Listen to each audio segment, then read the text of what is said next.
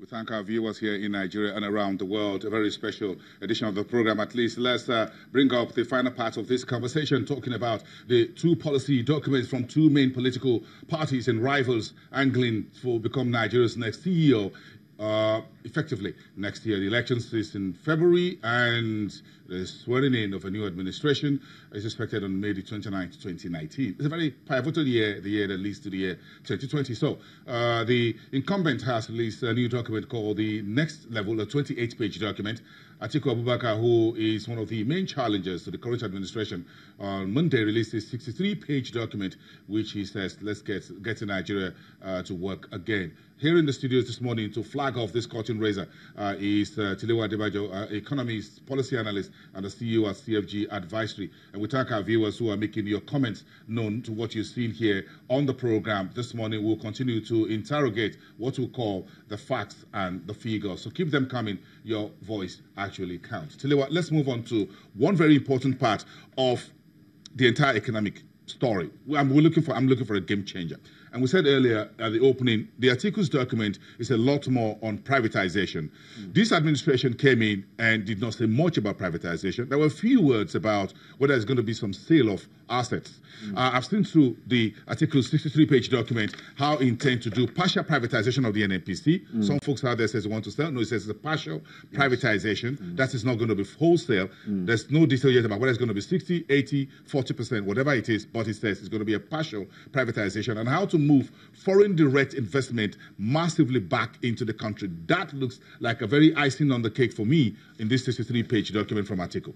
Well, I think Atiku comes from the business community, and like I said, he's had the experience as the vice president, who was a chairman of the National Council on Privatization, and I think he oversaw one of the most successful privatization programs on that, and I think the Obasanjo's governments at that point saw the impact that privatization process had on the Nigerian economy.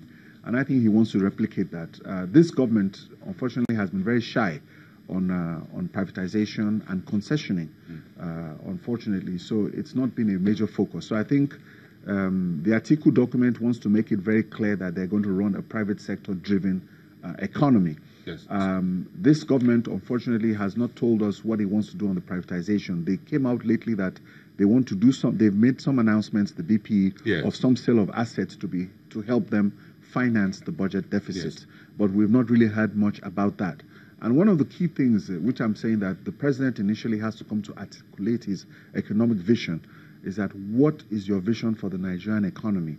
These two individuals invariably will need to come and sell that to the Nigerian people. But on the document side... Let's go to the document side. I think I'm looking at, I think, page 25 or page 15 of the Atiku's document, increasing flow of FDI into non-oil sector. Yes. And what he says here in his document is that by the year 2025, we shall increase the inflow of foreign direct investment to a minimum of 2.5% of our GDP. How is that going to catalyze? He explained it, working towards achieving the lowest corporate income tax rate in Africa. Lower transaction costs, capital gain taxes, guaranteeing a level playing field, full repatriation, non-expropriation, and easier land titling when it comes to land use and things like that. So this is a bit of speaking to the numbers. Yes. I didn't see that in the Next Level Buhari's document. Yeah, like I said, the Buhari document in terms of qualitative and quantitative analysis had focused more on the qualitative side, not much on the quantitative analysis in terms of the numbers. And like I've said earlier, they need to put more flesh on the bone of this whole document, because it's more of a conceptual document as to where we're going. But as a contender, I think what you are trying to do is you are eager to prove that you know what you are doing and you have a plan to make this happen. So the defending champion really needs to come back out now to be able to counter what they're saying, because we do not have that in this document to be able to let us know what we're doing. And do we need privatization?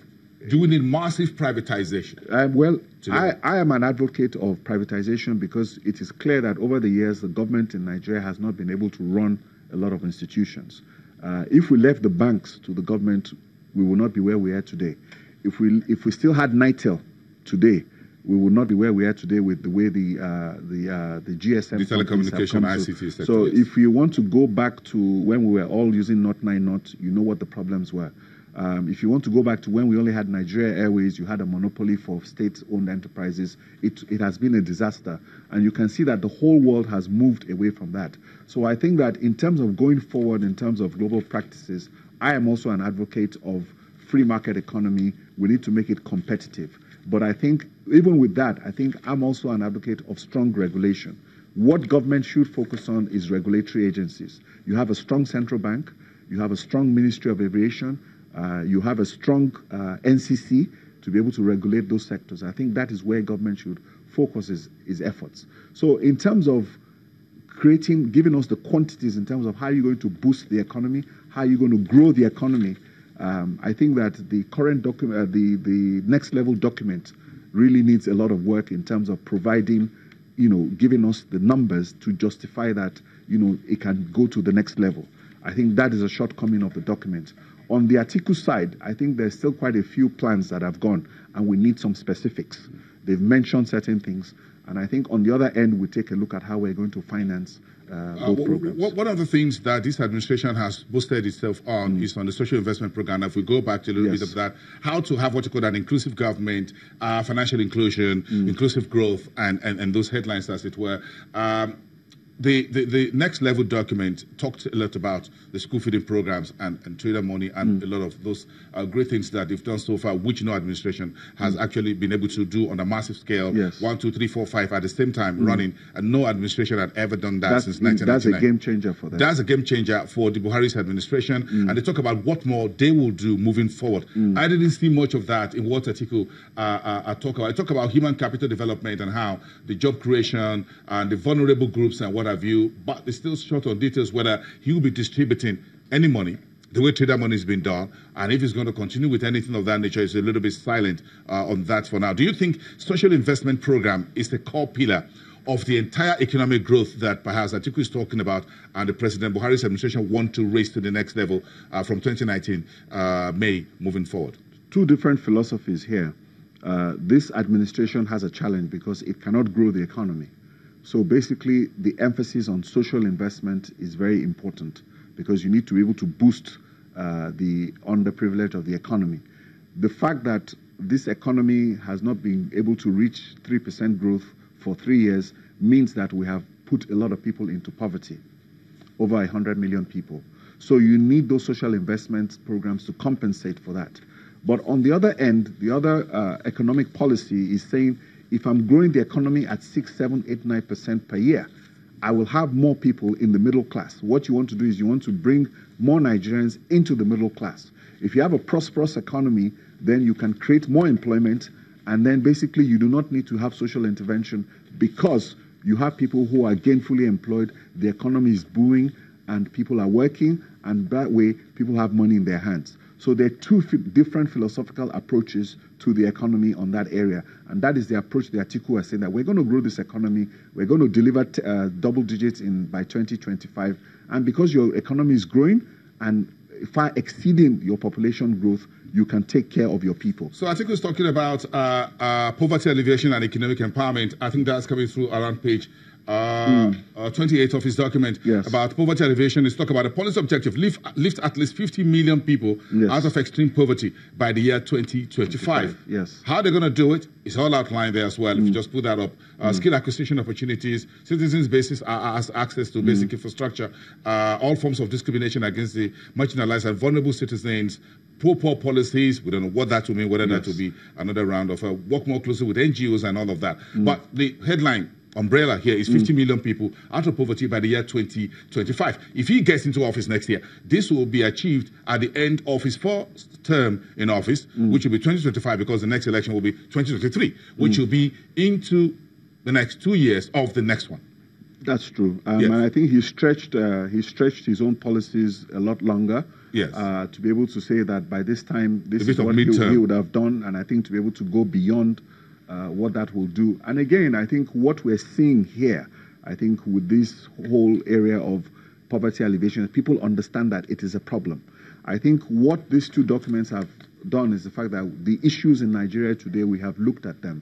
And I think it is up to us to be able to analyze this objectively, put it into the public opinion space, and let Nigerians understand what these two people are offering, what these two presidential candidates are offering, the contender and, of course, the reigning champion, the current president, what they have to put on offer, and also give the opportunity to these two camps to come up with more details and explain more to us on what they're doing in this area, because this area of poverty alleviation is critical.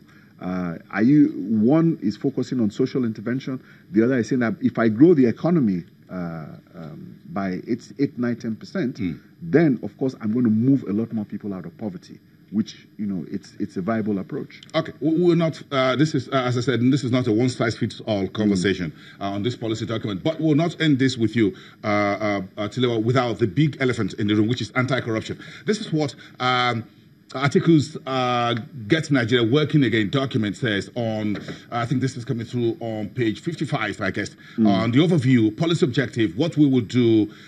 As far as the policy objective is concerned, it has one single sentence, one paragraph, I beg your pardon, about 2 sentences. Our policy objectives will emphasize prevention of corruption rather than detection and subsequent sanction. And what we will do, if you look towards the end of that page of the, you find that enhanced whistleblowing and witness protection policies, which the current administration actually initiated, he says that will be enhanced, which means, and I think that as well, he agreed with Buhari's administration that whistleblowing policy and witness protection program or policies is good, promote rule of law, review reward system for public and civil servants, and what have you. Give us your take on this. How does this appeal side by side with Buhari's next policy level on anti-corruption? Well, I think on that side of the corruption also, the Buhari administration has also said where they are on corruption. They've talked about where they are. They've initiated all these policies, as you've said. They've said they've recovered billions of naira from public officials. We need more details on what they've recovered, from who and from where. They've trained the federal prosecutors on proper drafting. So people are looking at capacity building is very important. Where we are headed is that particular. So what they want to do. Where are they headed in the next 4 years? The next 4 years, basically, they want to sustain and improve the fight against corruption by giving the necessary financial and logistic support to anti-corruption agencies. I.e., they want to fund the judiciary and fund EFCC more, improve collaboration with Western partners to trace and recover loots. They want to improve the capacity of anti-corruption agencies and their officers. We talked about capacity building. I think they both talked about that.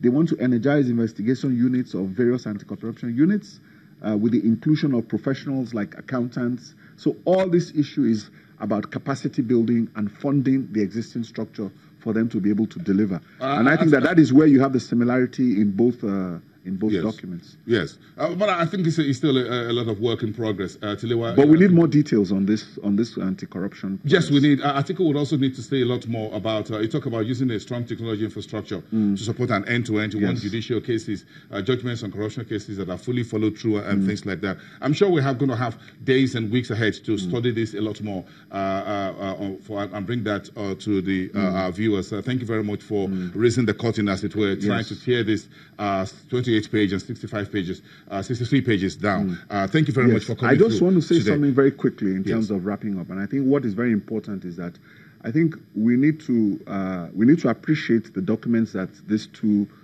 parties have put together, because I think it shows that they understand what the situation is and what is at stake. This is at a very high level, and I think it is important that we also respond by letting them know that we know what you have put in here is not adequate. You both need to come back with more to us. And what is more important, that my concern is the fact that if we're having this very high-level discussion at the conceptual level, one of the most important things is the fact that 100 million Nigerians have moved into poverty. And this environment, by the time the election comes, this environment is going to be rife. We've seen what happens with elections in Osun State with issues of intimidation, voter buying. So those are the issues that we also need to address. We will do more, and we thank you very much for coming from CFG Advisory. But of course, our viewers, we can see some of your tweets here. We'll put them out as in the days ahead from tomorrow to help the public also see what you are saying about this conversation. Thank you, everybody, for watching.